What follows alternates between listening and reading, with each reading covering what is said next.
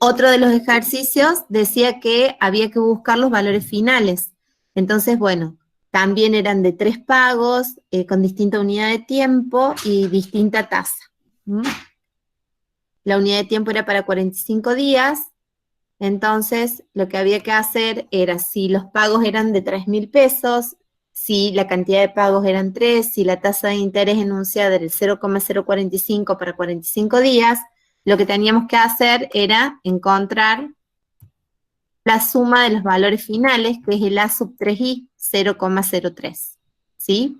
0,0, perdón, 45 acá, para los 45 días. La periodicidad del pago de la cuota tenía que responder también a la unidad de tiempo de la tasa, y encontrábamos el valor final a través de la función BF. La expresión de cálculo era 3.000 por S sub 3 barra 0,045, que era el valor de la tasa para los 45 días. Tampoco creo que haya habido dudas en la solución de este punto. Después teníamos alternativas de multiple choice, como por ejemplo la siguiente. Para que un sistema de amortización de deuda sea correcto, debe cumplirse ¿qué?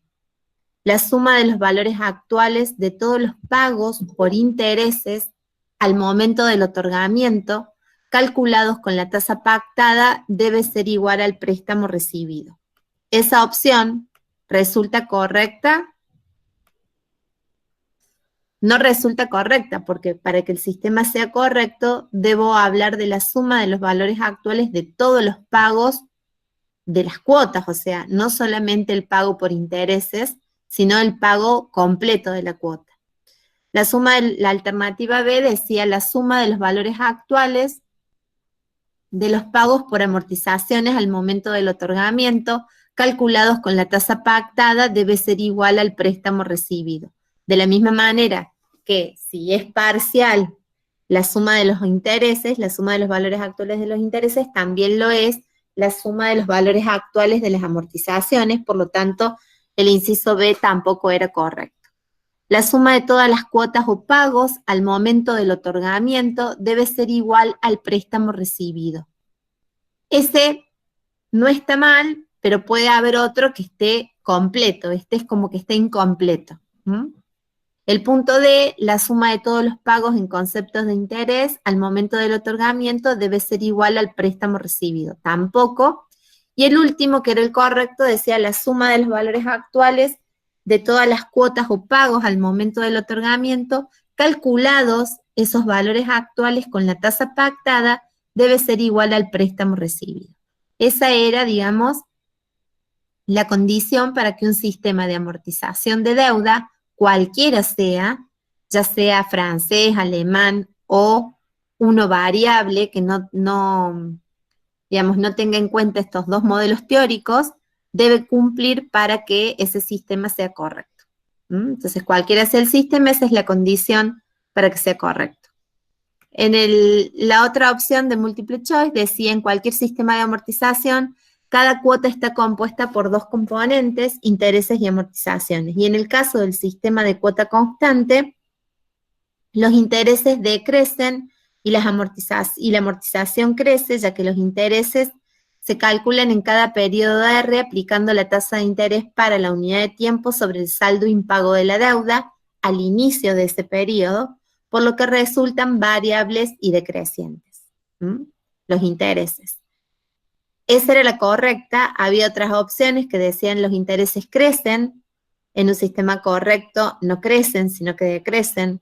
Los intereses son constantes, tampoco. Los intereses siempre van a ser decrecientes, ¿sí? Y decrecen al ritmo que decrece el saldo. Si el saldo decrece en el importe de las amortizaciones, ¿sí? Cualquiera sea el sistema, en ese valor de la amortización por I va a ser el decrecimiento de los intereses. Los intereses son decrecientes y la amortización crece, ya que los intereses se calculan en cada periodo aplicando la tasa de interés para la unidad de tiempo sobre el valor de la deuda al inicio. Y no está mal, pero está como incompleto respecto del A. ¿Mm? Y los intereses son constantes y la amortización es constante, tampoco, digamos, corresponde a cualquier sistema de amortización, al comportamiento de los dos elementos de la cuota.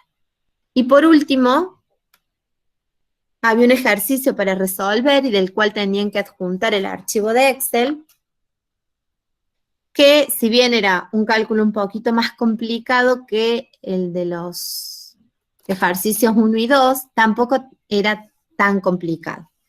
Teníamos, o lo que se plantea es una deuda, en este caso era de 1.500.000 pesos, que se cancelaba o se amortizaba con el pago de 12 cuotas, que eran constantes, equidistantes cada 30 días, pero que no conocíamos el valor, conocíamos la tasa, ¿sí? Déjenme ver una cosa en el enunciado. La tasa era el 0,025 para 30 días.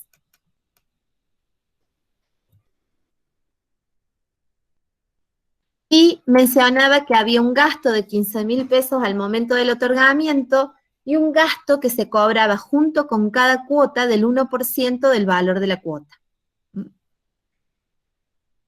En una primera instancia, el inciso A pedía el cálculo de la cuota. Como era un sistema de cuota constante, buscábamos el valor de la cuota con la función pago, ¿sí? Los datos a considerar para cargar en la función era el valor de la tasa, que era 0,025 para 30 días, el número de cuotas que cancela o amortiza el valor de la deuda y el valor de la deuda. Con esa información cargada en la función, obteníamos el valor de la cuota, que era constante y estaba equidistante cada 30 días o tenía una periodicidad de pago de 30 días.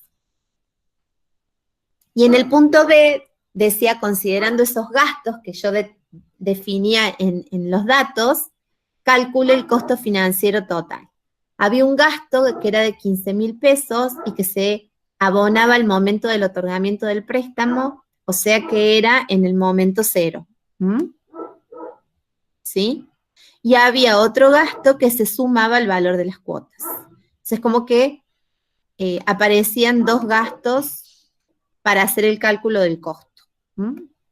Cuando quiero calcular el costo financiero de una operación, debo hacer incidir los gastos en el momento en que los gastos se producen. Si los 15.000 pesos esta persona los abonaba en el momento cero, ¿sí? Y su deuda, digamos, o lo que le prestaban era de 1.500.000, y con ese dinero tenía que abonar los 15.000 pesos de gasto porque no tenía más plata, en realidad él se hacía de 1.485.000 pesos. Y este sería el valor de la deuda neta de gastos.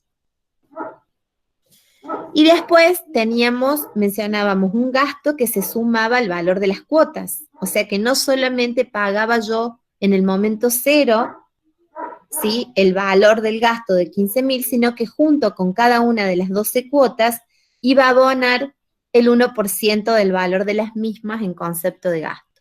Ese 1% da 1.462,31, ¿y qué hacíamos con este valor? Cuando llegaba el momento del vencimiento de la cuota, yo tenía que pagar la cuota. Sí. Claro que le interrumpa, pero yo en el parcialito mío no aparecía el gasto que había sobre las cuotas, solamente el gasto era sobre el capital. Puede ocurrir eso. De todos modos, digamos, este ejercicio engloba todo lo que se tomó. Había algunos temas en donde sí se tomó este. Ah, perfecto. No, era para quedarme tranquilo por si había tenido un error. Ah, no. Y no sé qué tema te tocó. Entonces, es como que no sabría decir que si no lo leíste o si no te tocó. ¿Sí? Lo que sí es que, digamos, esto sirve para al que le tocó y al que no le tocó. Al que no le tocó, ¿sí?, el gasto del 1% sobre el valor de la cuota, para calcular el costo, ¿qué tenía que hacer? Relacionar el 1.485.000 con el valor de la cuota, ¿sí?, haciendo, digamos, el segundo miembro de la igualdad, en este segundo miembro haciendo el valor actual de esas cuotas constantes. Al quien se le sumaba este gasto del 1%, ¿sí? Con el pago de la cuota, ¿qué había que hacer? Cuando llegaba el vencimiento de la cuota, yo tengo que abonar la cuota completa, pero además tengo que abonar el gasto, o sea que este gasto que se paga con la cuota se suma a cada cuota. Entonces, al momento de calcular el costo financiero, yo relaciono lo que en definitiva me puse en el bolsillo, que es 1.485.000 pesos, a pesar de haber definido una deuda de 1.500.000, me llevé en mi bolsillo 1.485.000 porque hubo gastos. Y además, yo no pagué 146.230, que era el valor de la cuota, sino que al final terminé pagando a cada vencimiento 147.693, porque hubo gastos que se abonaban al momento o junto con el vencimiento de cada una de las cuotas. De esta relación, como el sistema en el que estábamos calculando este costo financiero, eres el sistema de cuota constante, yo podía a través de esta igualdad, ¿sí? A partir de esta igualdad, despejar esa I mediante el cálculo de la función tasa. Y me iba a la función tasa y incorporando, digamos, esos datos dentro de la función, en el número, en el NPER, la cantidad de cuotas 12, en el pago el valor de la cuota con gasto, y en el valor actual la deuda neta de gastos, obtenía el valor de la tasa de costo financiero para 30 días, del costo financiero total de esta operación para 30. Y si yo quería encontrar, porque me pedían el costo anual, lo que tenía que hacer era buscar a través de la primera, la de 30 días, una tasa de interés equivalente para el año. Esa era una opción. A través de la función potencia, calculaba el equivalente. Este mismo planteo se puede dar en un sistema de amortización constante, se puede dar en un sistema en donde las cuotas no tengan relación entre ellas en cuanto a su número y tampoco haya equidistancia. Bueno, la tasa la tendré que buscar, siempre la relación va a ser la misma, lo que me llevo en mi bolsillo con lo que efectivamente tengo que devolver en cada momento. Pero la tasa la tendré que ir buscando con otra función de acuerdo sea el planteo del sistema en el que estoy trabajando. ¿Queda claro eso? ¿No hay dudas? Profe, Sí. ¿podría ser el cálculo para los que solo teníamos los 15.000 pesos de costo, de gastos? No sé si estos son los datos exactamente de todos los temas. O sea, yo traje un modelo sobre el cual se trabaja y se cambian variables. ¿Sí? Se cambian variables y momentos. Entonces, este es un tema. No todos son iguales. ¿Qué hubiera pasado? Te lo hago en este. ¿Qué hubiera pasado? Una chica dice que sí son los mismos datos en el chat. ¿Cómo? Una chica dice que son los mismos datos en el chat. Los mismos datos que esto, pero sin el 1%. Claro. Bueno, lo sacamos, sacaríamos esto, trabajaríamos con esta cuota, y acá les Profe, no está presentando. Ah, bueno, ahí presento. Cambio esto en el Excel, que estoy justo cambiando un número, y les presento. 230,69.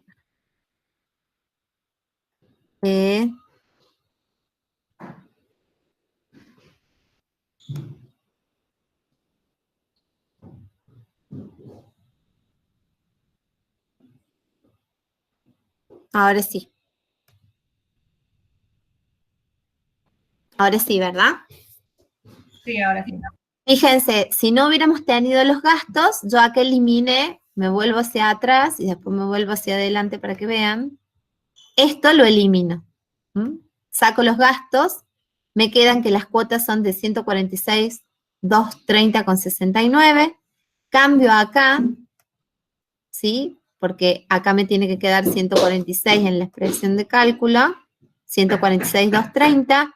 La tasa es 0,02 y busco la anual. ¿Qué voy a relacionar? Relaciono el 1.485.000, que es lo que me llevo en mi bolsillo, con lo que pago. Acá pago solo 146.230 porque no tengo que sumarle a lo que pago gastos porque no hay imputados gastos con el pago de la cuota. ¿Alguna duda? Ali, soy Anto. Siento. Anto Sambucetti, adjunta. Sí. Ahí estoy hablando con Tomás, para aclararle a los chicos, no había ningún ejercicio que incluyera el 1% del gasto en la cuota. O sea, eran todos sin esa partecita. O sea, el costo, el gasto que tenía estaba al inicio, los 15.000 eran solo al inicio. O sea que la respuesta correcta sería lo que acabas de hacer. Sí, yo tenía este modelo. Pero es posible que se lo hayan sacado al cargar. Uh-huh. Sí, gracias. Era para que quede claro. Bueno, gracias, Anto. No, de nada. De todos modos, lo que acabo de explicar, haya habido o no algún tema, ¿sí? Les sirve para saber cómo se resuelve si los gastos están. ¿Queda claro? ¿No hay dudas? Si no hay ninguna duda con respecto a la evaluación, comenzamos con el desarrollo del capítulo 7.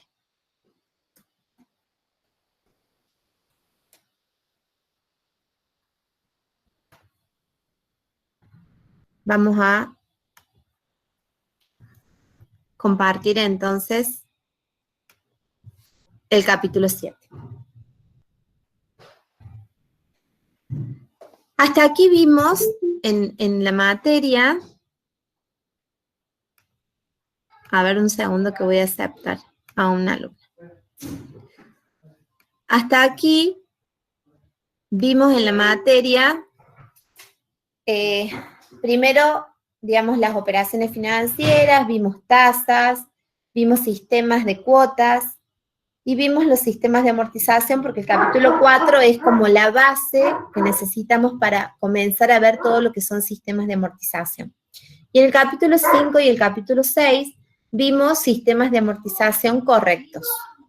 El capítulo 7 nos conecta con algunas cosas, porque no vamos a poder ver todas, pero sí con algunas cosas de las que suceden en el mercado y que si bien son sistemas de amortización matemáticamente correctos, financieramente no lo son. O sea, cuando hablo de matemáticamente correctos, digo que la manera en que se calculan los elementos del sistema de amortización, a los efectos de su cálculo, las operaciones matemáticas que se realizan son correctas. Pero desde el punto de vista financiero, en donde sabemos que un sistema de amortización, para que sea correcto, debe cumplir con esto de que la suma de los valores actuales de las cuotas tienen que dar la deuda, o bien que los intereses se calculan sobre saldo y que la suma de las amortizaciones es igual que la deuda, bueno, eso no siempre ocurre en el mercado. Cuando se crean estos productos financieros o estos sistemas de amortización incorrectos, desde el punto de vista de la matemática financiera. Entonces, eso es un poco lo que vamos a ver en este capítulo 7. Vamos a aprender a reconocer cuando un cálculo matemático distorsiona lo financiero y vamos a identificar el planteo correcto para que la tasa enunciada sea la de la operación. ¿Por qué? Porque las tasas que se enuncian en estos sistemas, al no estar financieramente bien diseñados, ¿sí? Esa tasa enunciada no resulta ser la verdadera tasa de la operación. O si la tasa de la operación, que tiene que ser la verdadera tasa, es la enunciada, ¿sí? Se distorsionan las otras variables del sistema. Vamos a aprender a calcular la tasa correcta de la operación, ¿sí? Que siempre va a ser distinta a la enunciada. Vamos a calcular la magnitud y el motivo de la distorsión, es decir, aprender a identificar por qué la tasa enunciada es distinta a la tasa real del sistema con el que estemos trabajando. Y en el caso de existir gastos y comisiones, vamos a aprender también a calcular el costo financiero total, que en realidad ya lo sabemos calcular, simplemente tiene algún detalle dentro de estos sistemas. Y por último vamos a ver cuáles son las funciones, que también ya las sabemos utilizar a todas en las distintas aplicaciones que hemos hecho, de la planilla de Excel que me permite hacer los cálculos. ¿Qué tenemos? Decimos, tenemos métodos entonces o sistemas de amortización correctos e incorrectos. Llamámosle nosotros métodos correctos y métodos incorrectos. El ingenio dice, cuando alguien diseña sistemas, bueno, de amortización o cómo va a elaborar un producto financiero a través del cual existe la posibilidad de tomar capital y de devolverlo, bueno, puede haber tantos sistemas de amortización, como lo dije, me parece en una de las clases de los capítulos anteriores, puede haber tantos sistemas de amortización como personas haya o como partes haya en una operación, ¿no? O sea, si tenemos dos partes, bueno, habrá un montón de formas y esas formas van a estar aceptadas y acordadas entre las partes. ¿Cuándo son correctos? Cuando cumplen las condiciones y principios que establece la matemática financiera, que ya sabemos cuáles son, saldo, intereses sobre saldos, etc. ¿Y cuándo son incorrectos? Bueno, cuando estos principios básicos no se cumplen dentro de los cálculos que se realizan para definir la cuota, la deuda, la cantidad de cuotas o la tasa del sistema. Nos vamos a situar en todo lo que es incorrecto desde el punto de vista de la financiera y sin haberlo definido dentro de estos métodos, ya vimos algunos a medida que fue transcurriendo el dictado de la materia.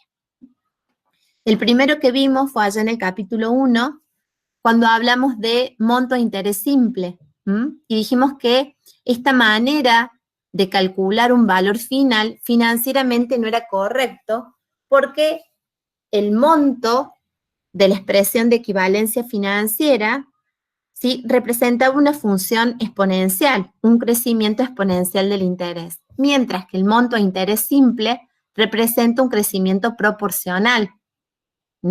Entonces, lo habíamos, dijimos, no vamos a trabajar en ese momento, dijimos, no vamos a trabajar con el monto de interés simple, pues financieramente este análisis y este comportamiento del capital a lo largo del tiempo no es correcto, y lo dejamos a un lado. Bueno, este es uno de los métodos incorrectos que sí se usa en el mercado. Muchas veces, cuando nos van a financiar algo y nos dicen, bueno, ¿cuánto nos van, dado una deuda, cuánto es la cuota que yo voy a tener que devolver? ¿Sí? ¿Qué hace la gente que diseña el producto? Dice, bueno, vos me debes 100.000 pesos, yo te voy a cobrar el 0,10 de interés cada 30 días, me lo vas a devolver en 12 cuotas de tanto.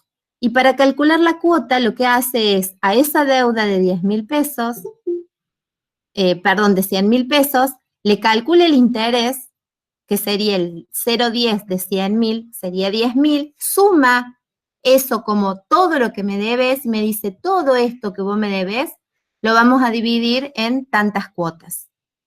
Eso es proporcionar el interés completo en la cantidad de cuotas, y eso en financiera no es correcto. ¿Sí? Denme un segundo que voy a admitir a otro compañero. Otro de los métodos incorrectos, ¿sí?, que digamos se enuncian como tasas, variables que no son tasas y que no indican a quien escucha su valor el verdadero costo de la operación financiera. Y es la tasa de interés nominal anual. Cuando trabajamos con la tasa de interés nominal anual, cuando en el mercado se enuncia esta tasa nominal anual, ¿sí?, generalmente se dice, si bien está la sigla, el común de la gente escucha tasa y para él la tasa es lo que le están cobrando. Y nosotros sabemos que la tasa nominal anual en realidad no es una verdadera tasa. ¿Por qué? Por lo mismo que hablábamos recién del monto de interés simple. Representa una proporcionalidad con la verdadera tasa de la operación, y el crecimiento del capital en financiera no es proporcional, sino que es exponencial. Muchas veces se calculan, digamos, las cuotas trabajando con esta tasa proporcional y se calcula el interés sobre toda la deuda de esta manera proporcional. Y eso también genera, digamos, este cálculo incorrecto de la tasa y digamos, estos métodos que nosotros decimos modifican el cálculo de la verdadera tasa de interés que en realidad actúa dentro de la operación financiera. Y por último, de lo que ya vimos, también trabajamos en el capítulo 3, lo que es el descuento comercial o bancario, en donde en estas operaciones de descuento de cheques o de repente en una operación de descuento de documento, se enuncia una tasa de descuento. Y vimos que estas tasas de descuento, si bien están calculadas correctamente, porque trabajan con el tanto por uno, son crecimientos o decrecimientos que se definen en función de un valor final. Y que en realidad no representan el verdadero costo, porque cuando yo hago un descuento de cheque, ¿sí?, me llevo un valor efectivo por ese cheque menor al valor nominal. Y siempre voy a decir que mi costo es lo que me cobran por cada peso que yo me llevé, no por cada peso que yo le devolví al banco cuando el banco cobró el cheque que yo le entregué o que yo le vendí. Entonces, no es la de la tasa de la operación, sino que la tasa que me muestra cuál es el costo de esta operación para quien se está financiando es la I. Y si yo lo analizo del lado del banco, esta tasa de descuento también no le refleja al banco su rentabilidad, porque cuando el banco mide su rentabilidad o la tasa de interés que me cobra por adelantarme el dinero, va a decir lo que gana por cada peso que presta y no por cada peso que cobra como devolución de lo que prestó. Entonces, este es otro método, ¿sí?, que no muestra al enunciarse la verdadera tasa de la operación, el verdadero precio que la operación tiene. Ese precio siempre se va a medir en una tasa de interés. ¿Queda claro esto? ¿No hay dudas? Vamos a trabajar un poquito sobre los planteos. El primer planteo de este capítulo, que es, de alguna manera, los primeros 3 planteos repasan esto que ya hemos visto. Monto interés simple, tasa nominal anual y descuento, tasas de descuento. Fíjense cómo sería un planteo trabajado a monto de interés simple. Si dice, sea una deuda de 50.000 pesos a devolver a los 180 días, se enuncia una tasa y su B va a ser la simbología de estas tasas enunciadas del 0,032 para 30 días. Si yo extraigo de este sistema sus variables, voy a tener que mi deuda es 50.000 pesos, que la tasa vigente en la operación y que se enuncia es del 0,032 para 30 días, que el plazo de la operación es de 180 días, que es la cantidad de días al final del cual yo voy a devolver un valor que va a ser para mí este valor final. Si yo trabajo con interés, con monto interés simple, la expresión que me permite calcular el valor final es la siguiente. Valor inicial más el valor inicial por la tasa me estaría dando el interés y ese interés lo multiplica por n. Es decir que este valor final tiene n veces el mismo interés. ¿Qué significa? Que el interés enunciado se calculó todo el tiempo sobre el valor de la deuda original, no sobre saldo. Y eso hace que financieramente la expresión de cálculo de este valor final en este sistema de monto interés simple sea incorrecto. Este interés simple me dice, si yo aplico esta expresión, me dice que el valor final que tengo que devolver es 59.600 pesos. ¿Qué análisis hago? Yo no puedo cambiar la operación ni los datos de la operación, ¿sí? ¿Por qué? Porque quien me prestó los 50.000 pesos calculó que yo le tengo que devolver el valor final y que el valor final que él quiere que yo le devuelva son los 59.600. Yo no puedo modificar las variables definidas. Lo que yo puedo hacer es ver en realidad cuál fue la tasa que surge de esta operación o cuánto es lo que yo tengo que devolver para que la tasa que enuncia sea exactamente igual, la tasa que me cobran sea exactamente igual a la que me enuncia. Eso tiene que quedar claro como lógica para todo el análisis que se haga en este capítulo de cada uno de los métodos incorrectos. Yo no puedo cambiar lo que quien diseñó el sistema estableció. La deuda va a ser de 50.000, el plazo va a ser de 180 días, ¿sí? Yo le voy a tener que devolver 59.600. Yo lo que puedo hacer es verificar nada más si la tasa es la que realmente estoy pagando y es la que realmente me están cobrando si yo me estoy financiando.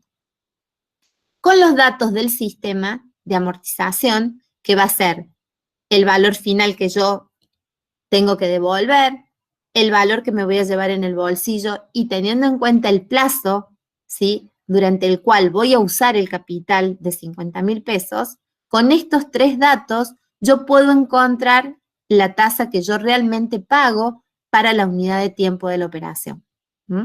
¿Con qué? A ver, denme un segundo, se me clavó ahí el Excel. A ver. ¿Con qué función voy a trabajar esta tasa? Si yo veo estos datos o planteo estos datos en una línea de tiempo, esto no es otra cosa que un sistema en donde amortizo la deuda con un solo pago. Entonces, voy a tener que trabajar para calcular la tasa con el modelo que ya conocemos, que es F sub S sobre K igual a F de 0 por 1 más I a la S sobre K. A partir de este modelo, que financieramente es correcto y que genera, nos genera esto de que el crecimiento del capital es de tipo exponencial, ¿sí? A partir de ese modelo de equivalencia financiera, busco el valor de la tasa que me están cobrando. Y en este caso, ¿sí?, la tasa que me están cobrando es 0,2970. Si abrimos la función tasa, en NPER vamos a tener 180 sobre 30, 180 es S y 30 es K, la unidad de tiempo de la tasa que voy a encontrar. El valor actual, que es lo que me prestan, son los 50.000 y lo que tengo que devolver son 59.600. En esta operación, en realidad, la tasa que se cobra o el precio de la operación es 0,029 para 30 días y no 0,032. Ahora, si yo quiero saber cómo hubiera sido el sistema habiéndome cobrado de manera genuina el 0,032, voy a tener que ver cuánto voy a devolver, ¿sí?, si uso ese capital a esta tasa, teniendo en cuenta que el crecimiento del capital es exponencial. Entonces voy a buscar a partir de esa expresión financiera de equivalencia, en donde conozco el valor inicial, conozco la tasa y conozco el plazo, cuál debería haber sido el valor a devolver. Y eso lo podríamos calcular con la función, lo vamos a hacer ahora, con la función valor final. Y decimos que para una tasa del 0,032, para un NPER de 180 dividido 30, y para un valor actual de 50.000, yo tendría que haber devuelto 60.400 pesos y no 59.401,56, 59.600, que es lo que devolví. Entonces, en lugar de devolver 59.600, a la tasa del 0,032, yo debería haber devuelto los 60.401,56. ¿Queda claro? ¿Hay alguna duda acá?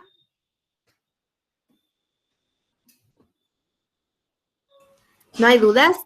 Profe, ¿puede repetir de vuelta? Sí. ¿Se entiende lo que hice? ¿No es cierto? A ver.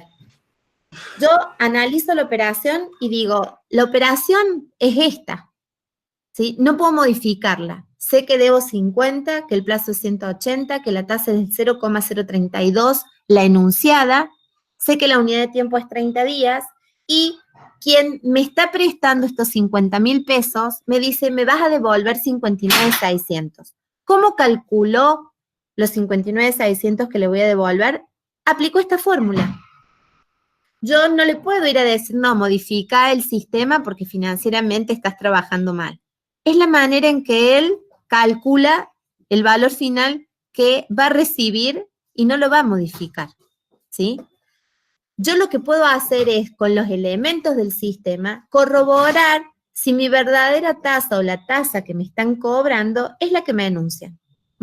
Y para poder corroborarla, yo tengo que los datos de las variables del sistema, trabajarlas correctamente desde el punto de vista financiero. Si a mí me prestan 50.000 pesos y tengo que devolver 59.600, voy a trabajar como si estuviéramos, como que estamos, más como si estuviéramos, como que estamos en un sistema de amortización de un solo pago. Me prestan 50 y devuelvo 59.600. Entonces trabajo con la expresión de equivalencia financiera, en donde 59.600 es igual a 50.000 por 1 más I a la S sobre K, en donde S sobre K es 180 sobre 30. Verifico la I. ¿Con qué función? Con la función tasa. Y resulta que la I de esta operación no es 0,032 para 30 días, sino que es 0,02970 para 30 días. De esta manera, hasta acá, lo único que hago es verificar la tasa de la operación y ver si la que me enuncian es la que se está cobrando, si es el precio que se está cobrando. Y veo que no es el precio, que es distinta. En este caso, la tasa que se cobra es menor a la enunciada.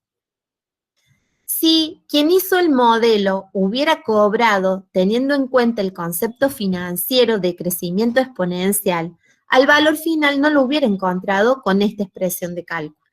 Lo hubiera encontrado a partir de la expresión de cálculo de equivalencia financiera, en donde el valor final es el valor inicial por 1 más I a la S sobre K, que sería esta expresión que tenemos acá abajo. 50.000 por 1 más 0,032 elevado a la S sobre K, que es 180 sobre 30. Si hubiera calculado de esta manera lo que yo tenía que devolverle, yo hubiera tenido que devolver 60.401 pesos y no los 59.600. Entonces, me enunció una tasa que en realidad no es la tasa vigente en la operación, porque me está cobrando menos de lo que me denuncia, ¿sí? Y si me hubiera querido cobrar realmente el 0,032, la manera de calcular lo que yo le tenía que devolver financieramente correcta hubiera sido encontrar un valor final o un monto a partir de la expresión de equivalencia financiera de montos y no a través de la expresión de monto e interés simple. ¿Queda claro? Sí, profe. Eso con Gracias. respecto, sí, ¿alguna otra duda? Con respecto al monto de interés simple, ¿qué pasa si trabajamos con lo que ya vimos de tasa nominal? Nos vamos al planteo 2. Y si estamos frente a este enunciado de este sistema donde dice, se enuncia una tasa nominal anual de interés del 0,28 para una operación de préstamos de 100.000 pesos a devolver a los 270 días. Cuando nosotros nos enuncian una tasa nominal anual, ¿sí? Nosotros ahora sabemos, ¿sí?, que esa tasa nominal anual es proporcional a la de la unidad de tiempo y que en realidad esa tasa nominal anual no es el costo anual de la operación, no es el precio anual de la operación. Sabemos que si esa tasa enunciada es una tasa de interés, el verdadero precio anual de la operación lo va a medir una tasa equivalente y que esa tasa equivalente de interés anual va a ser mayor a la tasa nominal anual. Eso lo sabemos ahora, pero el común de la gente no sabe que esa tasa nominal anual no es la verdadera tasa de la operación. Cuando nosotros queremos conocer la verdadera tasa de esta operación, lo que hacemos es, a ese 0,28, ¿sí?, lo dividimos en 365 y lo multiplicamos por 30, que es la unidad de tiempo de la operación. Si consideramos que esa es la capitalización. ¿Por qué? Porque muchas veces tampoco quien enuncia el sistema o quien me dice cuáles son las condiciones para devolver, me enuncia la capitalización de la nominal. Simplemente dice nominal anual, nada más. Y es más, a veces ni siquiera dice nominal. Dice, la tasa enunciada es el 0,28 anual. Al no tener una capitalización, ¿sí? Si nosotros no viéramos la sigla o no estuviera la palabra nominal, tampoco podríamos definir que no es la tasa equivalente, porque al no darnos el dato, no lo podríamos ver. Si nos da el dato, nosotros podemos, digamos, si la operación es, tenemos algún indicio de que capitaliza cada 30 días, podemos definir la capitalización para nosotros internamente hacer el cálculo y corroborar cuál es la tasa. Pero el común de la gente cuando ve la tasa nominal anual es del 0,28, cree que le cobran el 0,28. ¿Sí? No tiene idea de esto de pasar a la I, de la I al equivalente para ver el verdadero costo o rendimiento de la operación. Pero vemos que enunciamos una tasa, ¿sí? A través de esa tasa buscamos la I, como lo sabemos hacer. Con esa I que encontramos, que es la tasa de la unidad de tiempo de la operación, buscamos, digamos, lo que tenemos que devolver, porque quien nos presta utiliza de alguna manera esta expresión para calcular lo que tenemos que devolver. Dice, me tenés que devolver 100.000 por 1 más la tasa, y hace 0,28 dividido 365 por 30, eleva a las 270 sobre 30, y me dice el valor final de la operación es 122.725. Si yo quiero conocer de esta operación su verdadero rendimiento, ¿qué voy a hacer? Voy a poner en juego estos dos valores. Siempre que busco una tasa, pongo en juego, en el cálculo, tanto el valor actual como el valor final, lo que pido prestado y lo que devuelvo, o lo que invierto y lo que recibo. Si yo pongo, digamos, en juego estas dos variables y defino el plazo de 270 días, puedo encontrar la tasa para 270 días a través de la función tasa, y a partir de esa tasa que encuentro para los 270, encontrar su equivalente anual para definir y ver que el 0,28 anual que me denuncian dista algunos puntos del 0,31 que realmente me están cobrando. ¿Queda claro eso? ¿No hay dudas?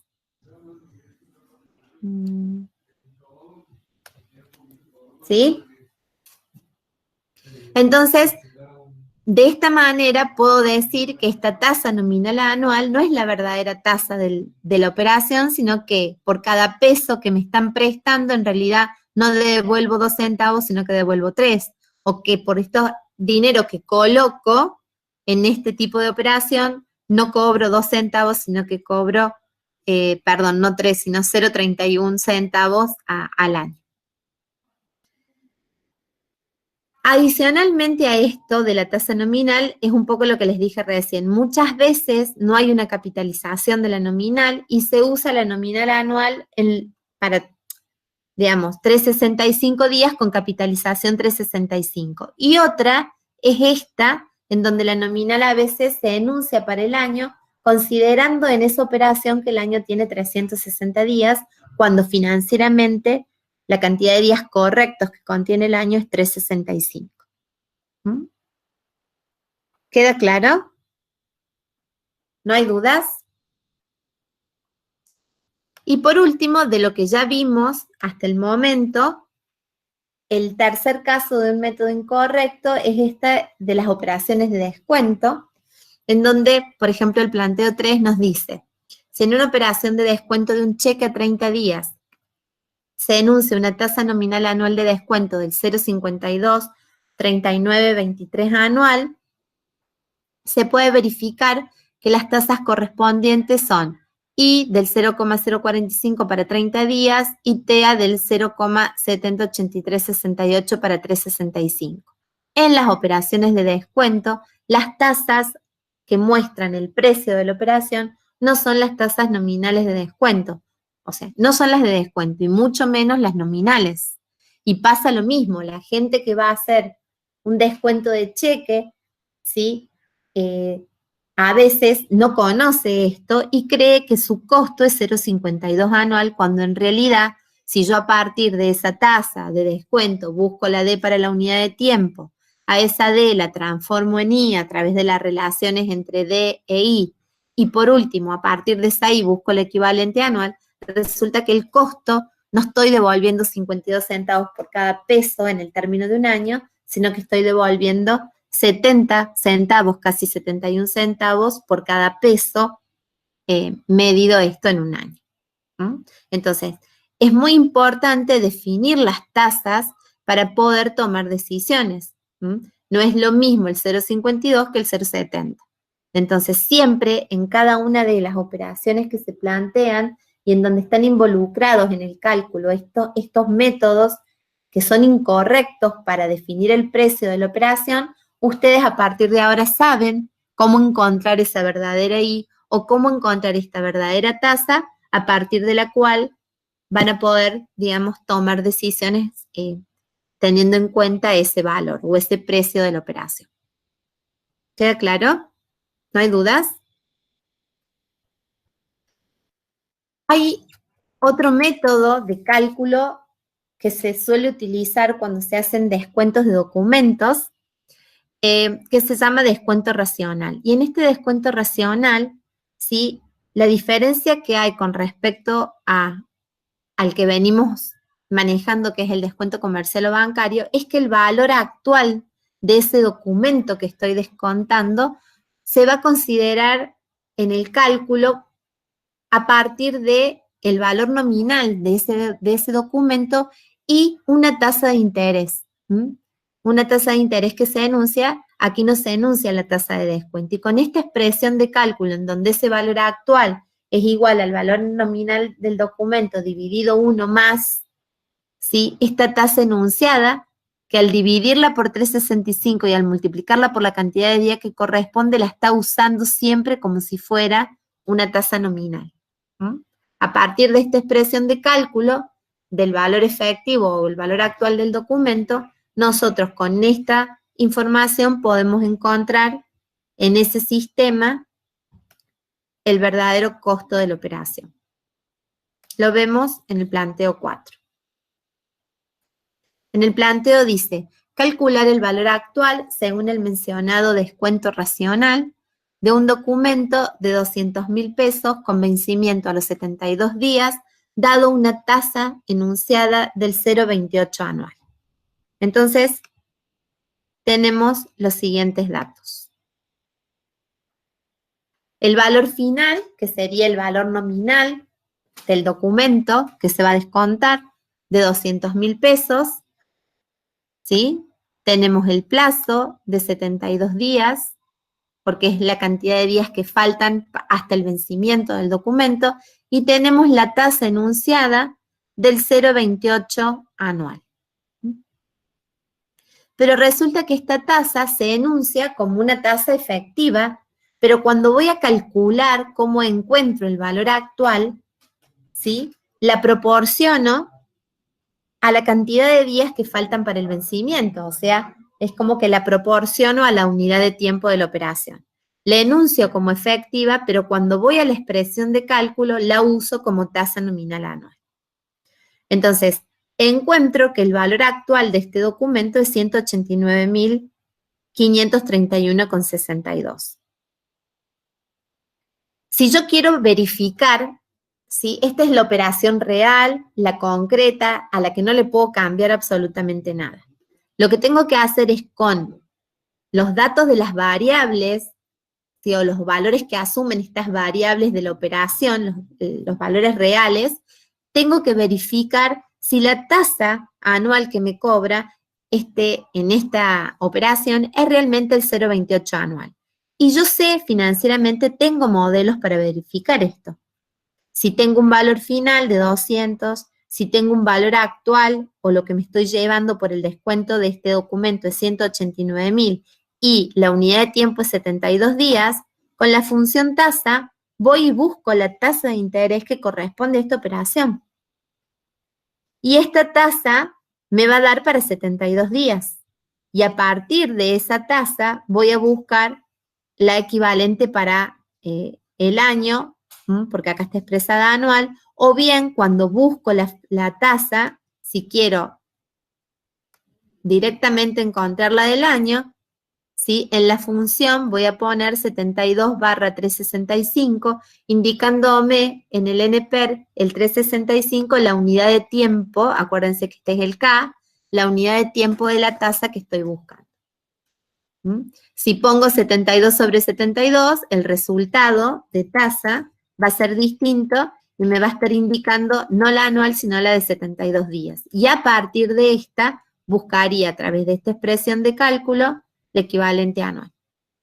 No a partir de acá, sino esta sería la de 72 y a partir de esta tasa el equivalente anual.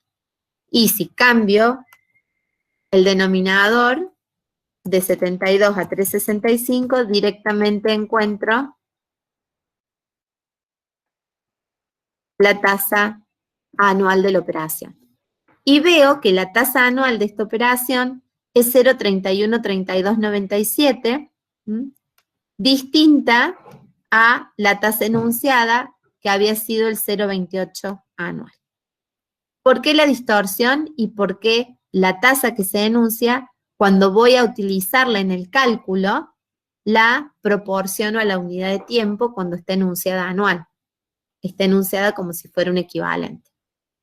Porque fíjense, la manera de calcularlo no es incorrecta. ¿Qué hace? 200.000 dividido 1 más I. Está actualizando el valor final. No está mal la operación de actualización. Lo que está mal es cómo usa la tasa. ¿Queda claro? En función de cómo está enunciada, ¿no? Está enunciada como es efectiva y la usa como nominal. ¿Hay alguna duda con esto?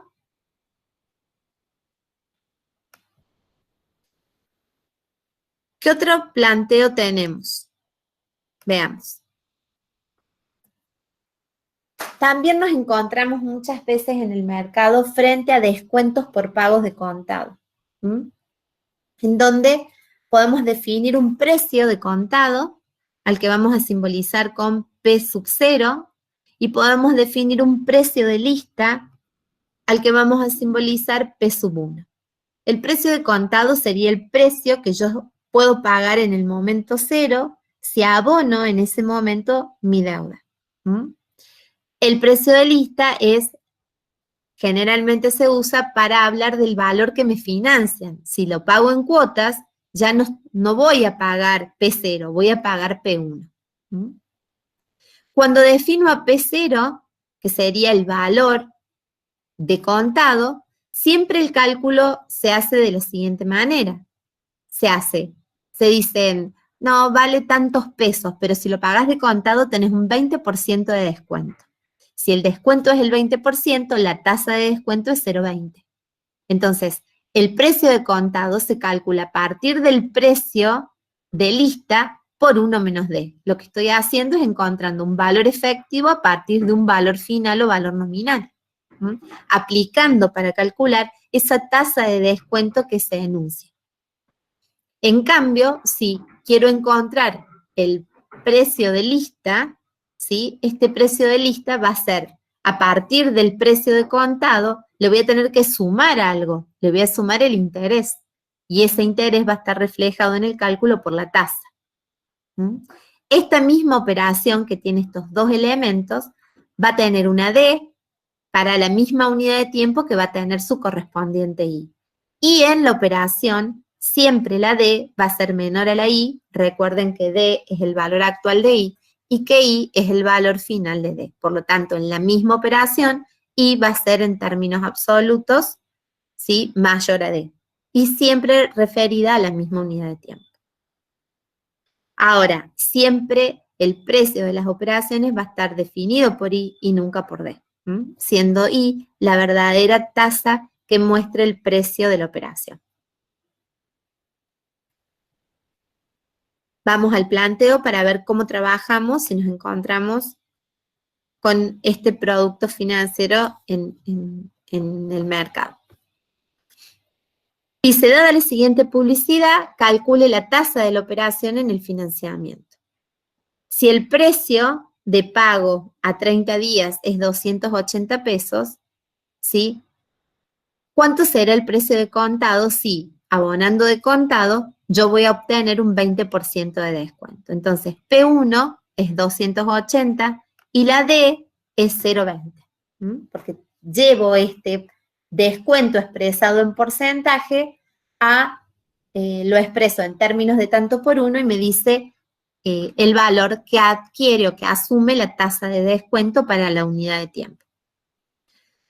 El valor actual o ese precio de contado, ¿sí?, va a ser igual al valor que tengo que abonar transcurridos los 30 días, que serían 280 el precio financiado o el precio de lista, por 1 menos esa tasa que se enuncia.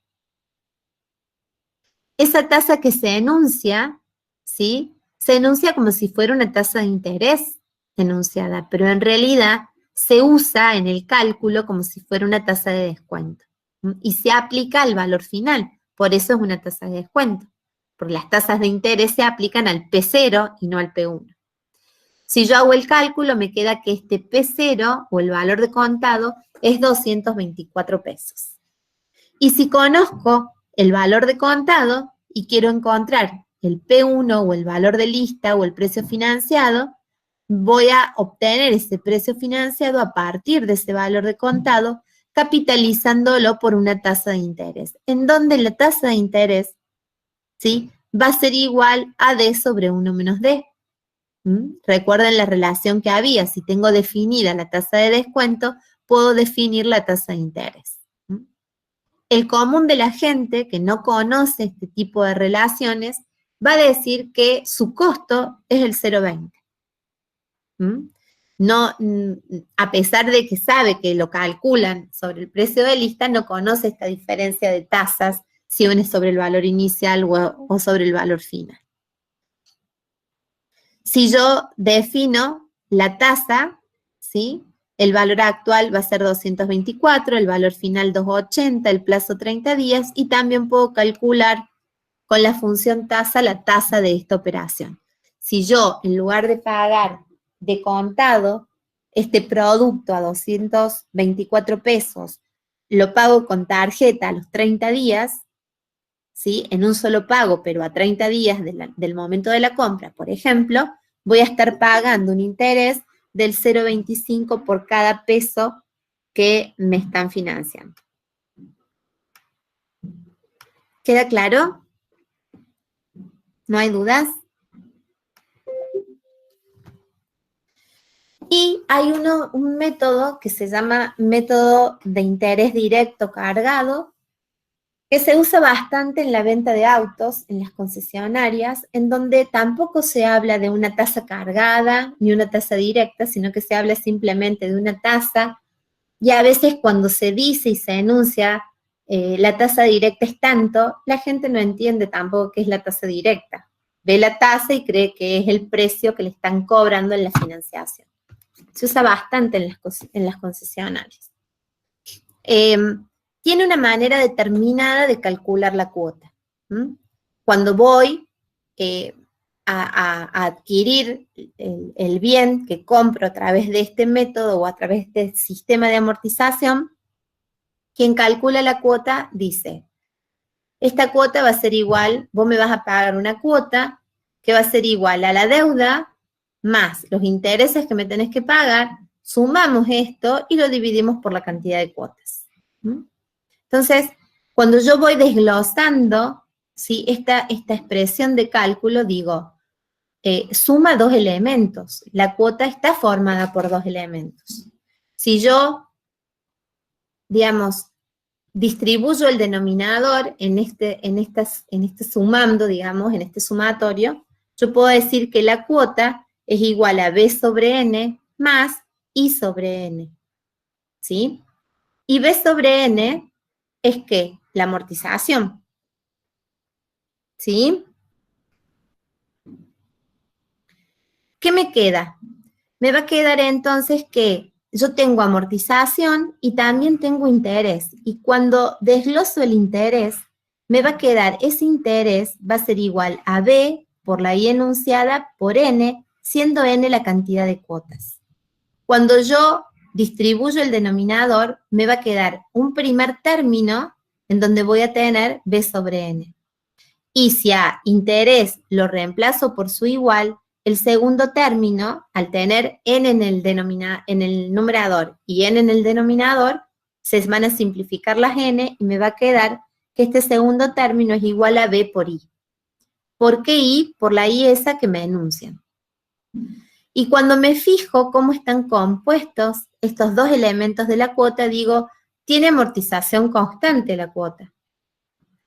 Y el interés de todas las cuotas está calculado sobre b. Y aquí es donde tenemos el error desde el punto de vista financiero, porque la tasa de interés no se puede aplicar sobre b e incluir este interés en todas las cuotas. Porque si después que pague la primera cuota yo amorticé b sobre n, en mi segunda cuota el interés no debiera ser b por i. Debiera ser b menos b sobre n, que sería mi primera amortización, que ya no lo debo, todo eso por i. Entonces, es ahí donde se produce, digamos, la distorsión o este error grave al calcular el interés siempre o a lo largo de todo el sistema con respecto a todas las cuotas sobre el valor de la deuda original, o sea, la deuda que tenemos en el momento cero. Digamos, este error o esta manera distorsionada de calcular los intereses hacen ver que la tasa en realidad de la operación, cuando yo arme el sistema y calcule la tasa o corrobore la tasa de manera correcta, con un sistema correcto desde el punto de vista financiero, yo ya sé que esta distorsión va a hacer que la tasa también esté distorsionada y que la tasa enunciada, ¿sí?, no sea la verdadera tasa que me están cobrando. Sí. Ahí en el chat están haciendo una pregunta. Léemela, porque no lo veo. Pero no entiendo lo que quiere decir. No sé si lo puedo bien. mirar. Déjame ver. Ahí lo veo yo entonces.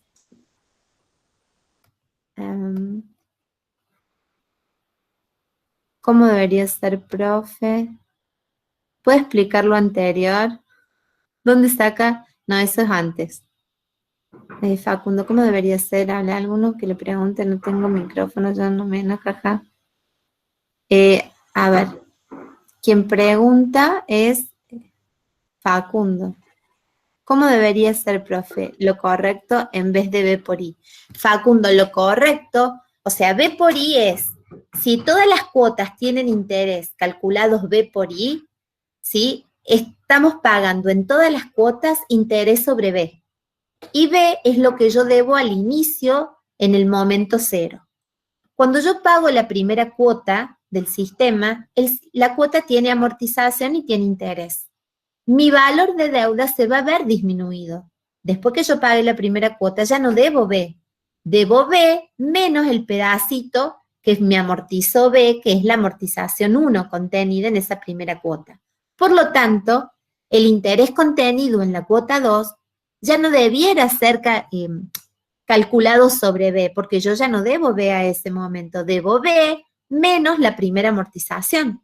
Por lo tanto, si yo calculo y aplico la tasa sobre un valor menor a B, el interés de la segunda cuota debe ser menor que el de la primera.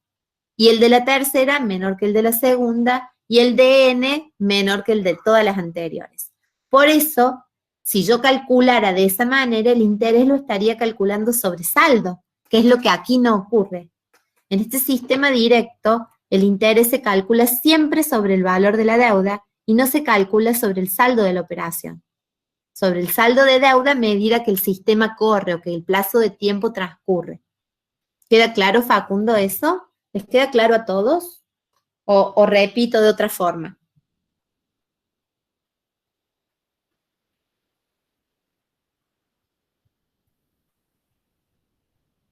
¿No?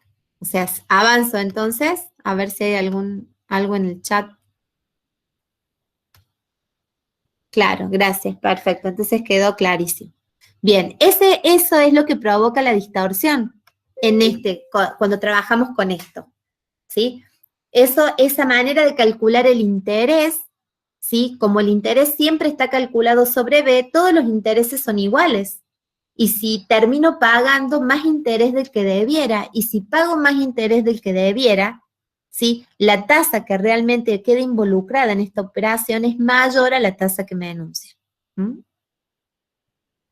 Entonces, el sistema está dado así, yo a la concesionaria le voy a pagar esa cuota o a quien sea que me esté financiado de esta manera le voy a pagar la cuota, la deuda va a estar definida por B, ¿sí? N va a ser el N que se denuncie. Lo que yo voy a hacer en una primera instancia es corroborar si la tasa del sistema que yo armo, ¿sí? Es igual, mayor o menor a la que se denuncia. Sé que en este método siempre va a ser mayor a la que se denuncia, ¿sí? Porque en realidad me están escondiendo y me están cobrando una tasa mayor. Si el sistema es correcto, el interés es sobresaldo, ¿sí? Y si se calcula así el interés contenido en la cuota, significa que en cada cuota hay más interés que el que debiera, por lo tanto, ¿sí? En la tasa me va a reflejar ese mayor costo. Por eso la tasa que voy a calcular va a ser mayor a esa tasa enunciada. Vamos al planteo, así lo podemos ver mejor con números. Me voy al planteo 6. Dice, dado una deuda de 30.000 pesos, a amortizar con 5 cuotas constantes y vencidas, siendo la tasa enunciada del 0,025 para 30 días cargado directa, se pide. Calcule la cuota por el método directo. Entonces, ¿qué hago? Para conocer cuánta es la cuota, ¿sí? Voy a aplicar la expresión que se usa en este método para calcular la cuota del sistema. Y la expresión es B más B por I enunciada por N dividido N. La deuda es 30.000, ¿sí? La cantidad de cuotas es 5. Me dice que las cuotas son constantes, y que la tasa que se denuncia es del 0,025 para 30 días cargada. Voy, hago el cálculo de la cuota, 30.000 más 30.000 por 0,025 por 5 dividido 5, y eso me da que la cuota que voy a tener que abonar, ¿sí? Voy a subir un poquito. La cuota que voy a tener que abonar es 6.750. Ese es el valor de la cuota. Entonces, teniendo ya el valor de la cuota, tengo todos los elementos del sistema para ir a corroborar la tasa. Si la cuota que me cobran es constante, financieramente yo estaría frente a un sistema de amortización francés, ¿sí? En donde la deuda es 30.000 pesos, N es 5 y la cuota que pago es 6.750. Y lo que voy a hacer es verificar el valor de la tasa. Entonces, como que armo mi sistema. B igual a 30.000. Después tengo N, cantidad de cuotas, igual a 5. Valor de la cuota que pago, 6.750 pesos. En este sistema, que es el que voy a tener que cumplimentar, pagar en términos las 5 cuotas de 6.750, yo voy a verificar cuál es la tasa. ¿Sí? Eso es lo que quiero saber. Y en un sistema de cuota constante, ¿sí? En donde el pago de las cuotas es cada determinada cantidad de días, o sea que hay equidistancia, ¿sí? En este caso 30 días, voy a ir a calcular la tasa de interés con la función tasa. Entonces me voy a la función tasa y digo, mi sistema tiene 5 cuotas, cada una de las cuotas es de 6.750 y la deuda es, si ya cargué la cuota con menos, la deuda la cargo con más. Eso me dice que la tasa la expreso en tanto por 1, con 6 decimales, me dice que la tasa para 30 días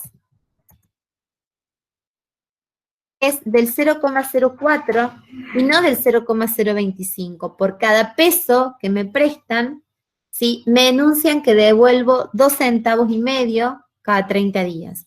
cuando en realidad devuelvo 4 centavos cada 30 días. Cada peso que me prestan me cuesta bastante más, ¿sí?, que lo que me dicen que me cuesta en el enunciado de la operación o en el enunciado de las condiciones de este sistema con el que estamos amortizando los 30.000 pesos.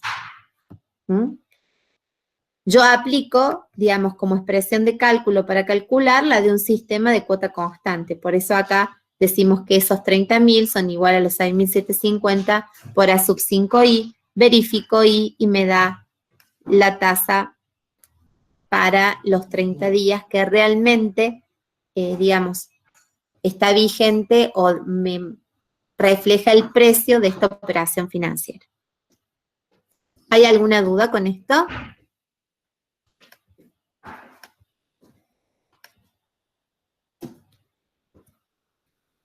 Y así como cuando se construyen estos productos, quienes van a financiar pueden, a partir de determinados elementos del sistema, calcular la tasa, ¿sí? Calcular la cuota, conociendo la tasa que yo quiero enunciar.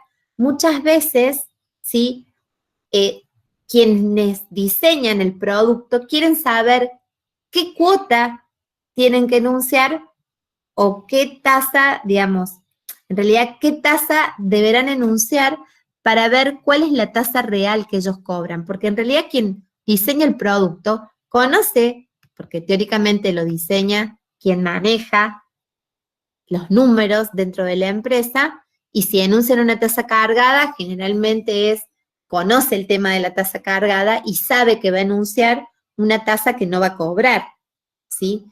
Quien lo elabora o quien lo crea el sistema sabe que enunciando la tasa del 0,025 va a terminar cobrando 4 centavos, en realidad cada 30 días por cada peso. ¿Queda claro eso? O sea, quien hace este sistema sí conoce de matemática financiera y muchas veces lo que hacen es ver cuál es la tasa que deben enunciar a partir de cuál es la tasa que quieren cobrar. ¿Mm? Recién es como que fuimos al revés. Enunciamos una tasa y vimos cuál es la tasa que realmente cobraron. ¿Mm? Ahora vamos a ir al revés. Quien crea el producto sabe cuánto es lo que quiere cobrar y a partir de lo que sabe, ¿sí?, quiere enunciar una tasa. Entonces, lo que vamos a hacer a través de un desarrollo matemático, se despeja la I sub B, que es la I enunciada, y encontramos una expresión de su cálculo. Partiendo para este desarrollo matemático de la expresión correcta, ¿sí?, de matemática financiera que refleja, digamos, el sistema de amortización de cuota constante, porque el sistema directo cargado es un sistema de amortización de cuota constante, en donde la I que se enuncia no es la verdadera I de la operación. ¿Mm? Entonces, si yo sé cuánto quiero cobrar, a partir de ese cuánto quiero cobrar, que sería esta I, comienzo a trabajar, digamos, para poder despejar qué valor de tasa tendría que enunciar. Entonces digo, si estoy trabajando en un sistema correcto, que sería el sistema de cuota constante, B es igual a C por A sub NI. ¿Mm? En un sistema cargado directo, la cuota es igual a B más B por I por N dividido N, siendo la I la tasa enunciada. Si yo reemplazo, ¿sí?, en la expresión correcta del sistema francés al valor de la cuota por la manera en que se calcula esa cuota en el sistema cargado, ¿sí?, ¿qué me va a quedar? Me va a quedar lo siguiente. Yo estaría reemplazando a C. Me va a quedar B por 1 más I sub B por N dividido N. ¿Queda claro esto? ¿Qué hice aquí? Lo que hice antes de reemplazar es sacar factor común B, que está en ambos términos. ¿Me siguen?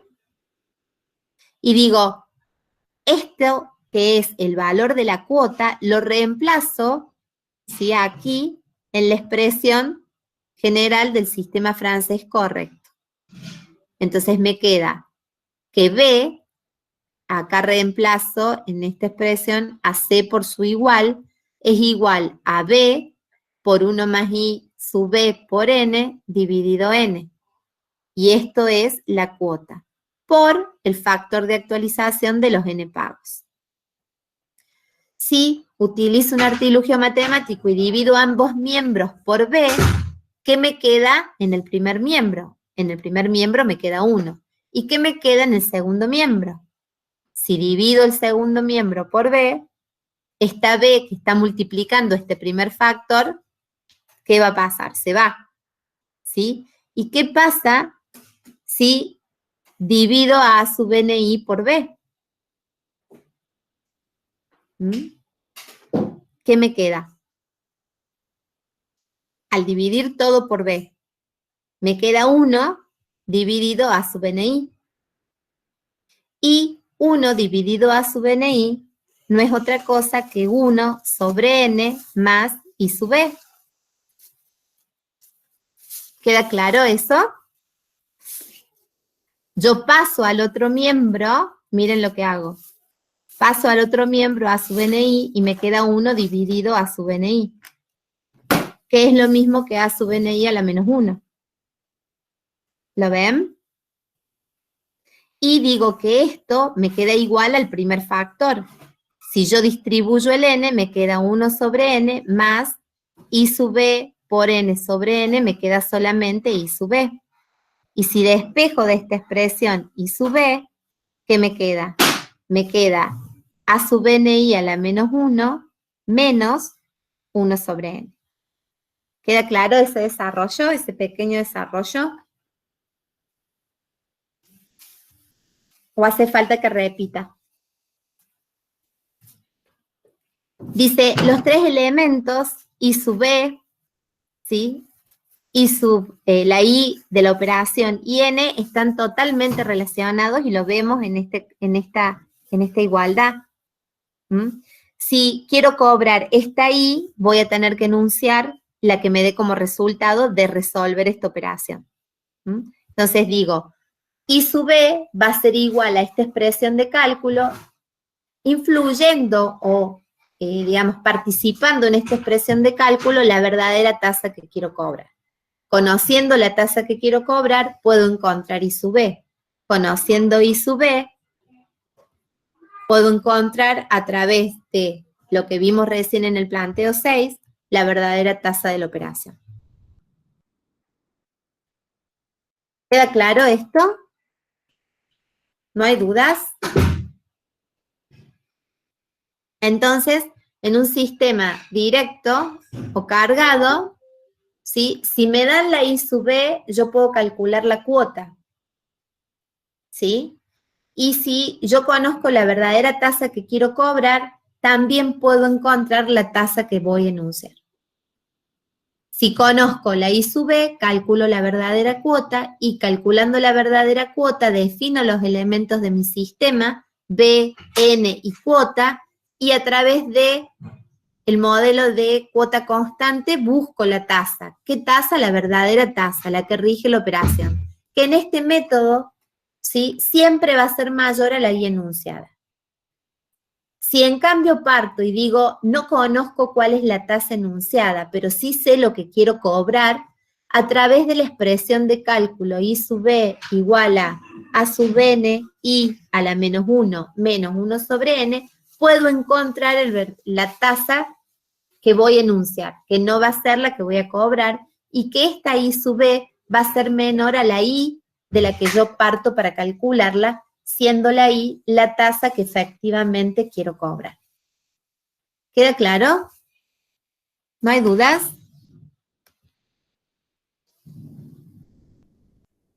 Fíjense aquí, lo que se hace es verificar el comportamiento, la relación que hay entre la I y la I sub B, ¿sí? Y vemos que a medida que, fíjense, cuando hay una cuota, la I que corresponde, si se enuncia el 0,025, la I verdadera, o la I que rige realmente la operación en un sistema de 12 cuotas, es del 0,04. No cuando hay una cuota, perdón, sino cuando transcurre una unidad de tiempo, y acá el N sería la unidad de tiempo, y acá sería la cantidad de cuotas. A medida que transcurren más unidades de tiempo, fíjense que se va, y aumentando la cantidad de cuotas, se van equiparando, ¿ven? Se van haciendo como más, las diferencias más pequeñas. ¿Ven? En los resultados, ustedes hagan el cálculo y lo van a corroborar. Y llega un momento, como que hay un punto de inflexión, en donde en algún punto la I, digamos, de la operación, resulta más pequeña que la I enunciada. ¿Mm? Dice, verifique este comportamiento completando con los respectivos valores de I el siguiente cuadro, sabiendo que la I enunciada para 30 días es 0,025. ¿Queda claro?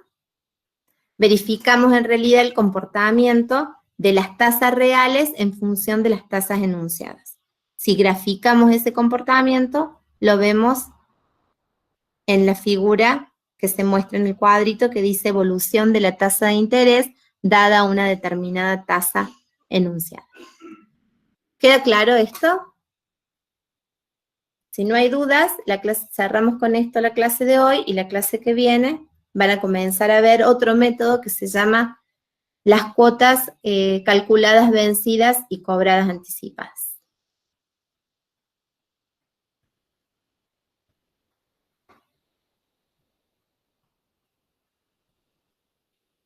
Los dejo entonces. La clase que viene van a repasar en realidad el jueves. No les comenté nada del parcial, ¿se fueron algunos? Sí, se fueron muchos. Todo lo que no... Sí puedo repetir cómo se calcula el costo financiero total, a ver.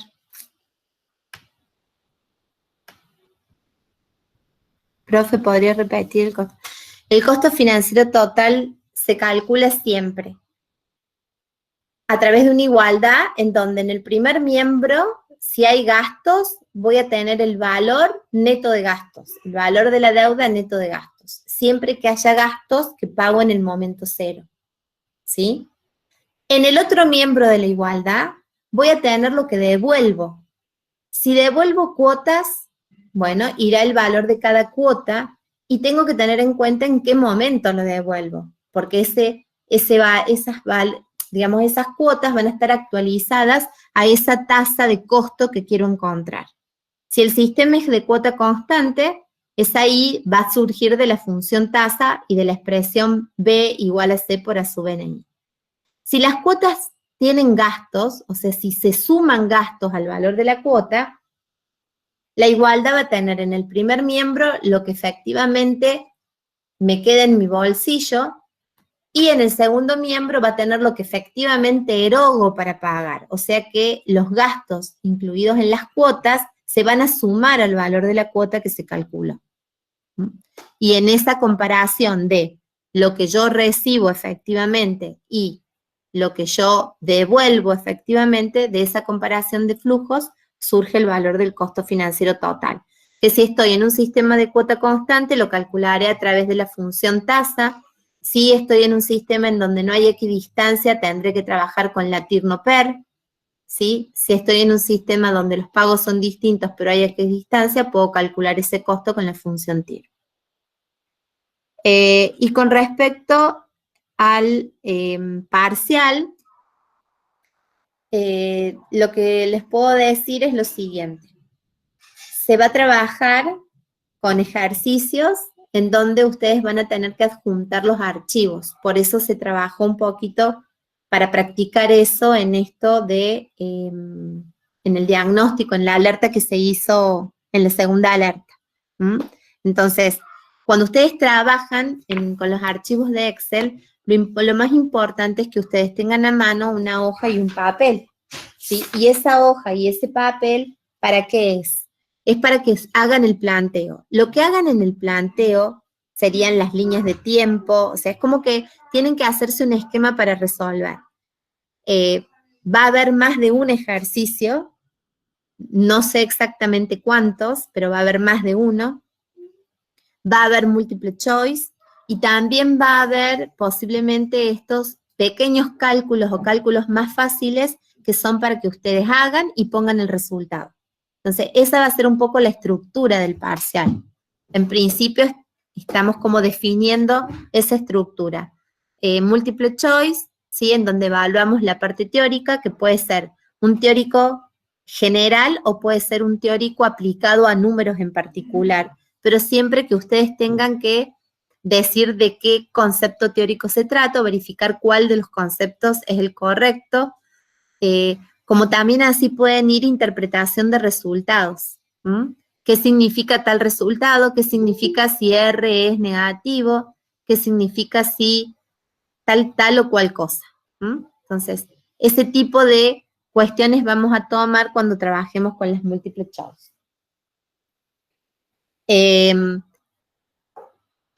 Para calcular serían muy cortitos, ¿sí? En donde hay que hacer un cálculo y se completa el valor. Y después puede haber, en principio, 2 ejercicios en donde mi sugerencia es que lo planteen en una hoja, que a ese planteo que hagan en la línea de tiempo, ¿sí? Lo lleven, es como decir, esa línea de tiempo la transformo en la expresión de cálculo que me permite calcular el elemento que está faltando en la operación, y en función del elemento que me está faltando y la línea de tiempo, hago el cálculo o elijo la función que me calcula la expresión que estoy poniendo o que estoy viendo en la hoja de trabajo que estoy haciendo. Y ese archivo en donde hacen el cálculo es lo que van a tener que adjuntar. También se puede pedir que se adjunte un archivo de imagen. Me parece que no se pidió eso en el diagnóstico 2. Así que capaz que no se pida. Estoy pensando en voz alta. El parcial, les van a decir el jueves cuál va a ser la duración. Depende de cómo quede conformado el parcial y cómo lo probemos, el tiempo que nosotros, digamos, tardemos en resolverlo. Bueno, en función de eso es como que se va definiendo el tiempo en que ustedes lo van a poder resolver. ¿Queda claro? Profe, una pregunta. Sí. ¿Qué pasaría en la cuestión de que se terminen las 2 horas y yo no alcancé a subir, a juntar los archivos? ¿Cómo sería el tema ese? No se da por válido el ejercicio porque no podemos corregir por el resultado que dejó grabado si no tenemos el archivo que lo sustenta. ¿Sí? Por eso, el tiempo que se le da a la evaluación contempla el tiempo que usted demora en subir el archivo. El tiempo en que se demora en subir el archivo es poco. Lo que yo le voy a decir a la profe, a Leti, para el jueves, es que cuando resuelva, que ella seguramente, yo se lo voy a decir, pero ella seguramente lo va a hacer, aunque yo no se lo diga, es que les muestre al resolver cómo adjuntan el archivo en la plataforma y que realmente es poquito el tiempo que insume hacer eso. ¿Sí? Si no hay otra duda, había una pregunta de alguien que me preguntó algo del punto de inflexión, que me quedó ahí, a ver, acá, profe, ¿qué dijo en el punto de inflexión que se me cortó justo? Dije que para una determinada tasa enunciada, si nosotros hacemos variar a n, ¿qué va a pasar con la tasa de interés? La tasa de interés de la operación va a crecer, ¿sí? Hasta un determinado valor de n. Por eso ahí dije, ahí va a haber un punto de inflexión. A partir de ese valor de n, ¿sí? Va a empezar a decrecer el valor de esa i. Y ese momento, digamos, genera ese punto de inflexión. Si bien esa i de la operación que muestra el verdadero precio va a decrecer a partir de ese punto de inflexión, nunca va a quedar o va a decrecer, digamos, por debajo de la tasa I sub B, que es la tasa enunciada. ¿Queda claro? Así como hay un punto de inflexión en donde digamos, cambia el comportamiento de la I real que viene creciendo, de la I verdadera de la operación que viene creciendo y en determinado momento decrece, bueno, fíjense en el cuadrito que va a haber un momento, un valor de n para el cual la diferencia entre la I sub b y la I efectiva de la operación ahí genera u otorga una diferencia máxima entre estos dos valores. ¿Mm? Verifiquen eso, traten de calcularlo y lo verifican con el cuadrito y miran la evolución en la gráfica que tienen en el libro. O ustedes tienen ahora el capítulo subido, lo van a poder ver desde ahí a ese capítulo 7 del libro. ¿Alguna otra duda? Bueno, si no hay dudas, los libero, pueden irse del aula sin problemas. Dejo de compartir pantalla.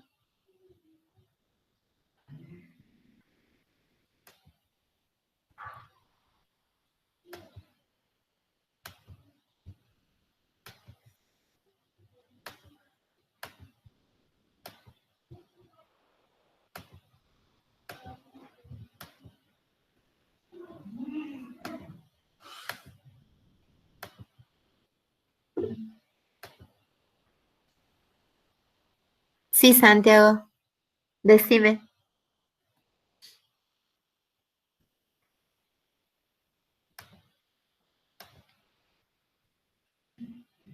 Decime, ¿qué duda tenés?